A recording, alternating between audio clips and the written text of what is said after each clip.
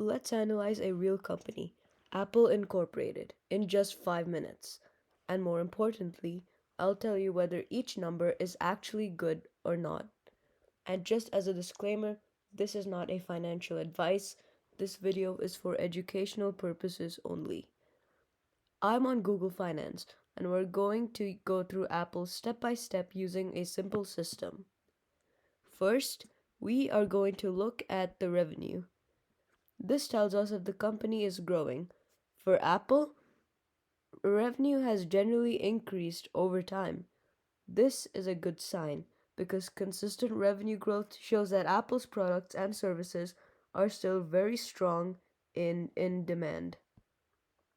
Next, we will look at the total operating expenses. These include costs like marketing, administration, research, and development expenses. We want to see if expenses are growing faster than revenue. For Apple, expenses are increasing, but not faster than revenue. This is a good sign because it shows the company is managing its costs efficiently. Now, let's look at the net income. This tells us if the company is actually making money after all expenses. Apple shows strong and consistent profits, which is an excellent sign. A company that consistently generates profit is financially healthy. Next is the profit margin, which tells us how efficient the company is at turning revenue into profit. Apple has relatively high profit margins compared to many companies. This is a strong positive because it means the company keeps a good portion of its revenue as profit. Now let's look at the earnings per share or the EPS. This shows how much profit the company makes per share. Apple's EPS has generally grown over time, as you can see here. This is a good sign because it means the company is creating more value for shareholders. Next, we check the PE ratio to understand valuation.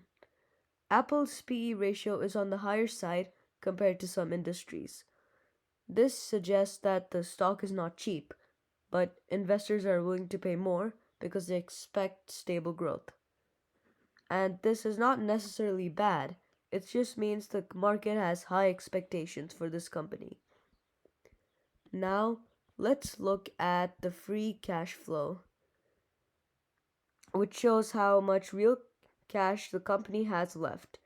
Apple generates very strong free cash flow.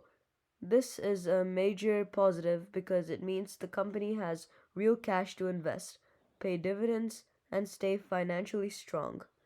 So, overall, Apple has shown strong revenue growth, controlled expenses, consistent profits, high margins, growing earnings per share, and strong cash flow.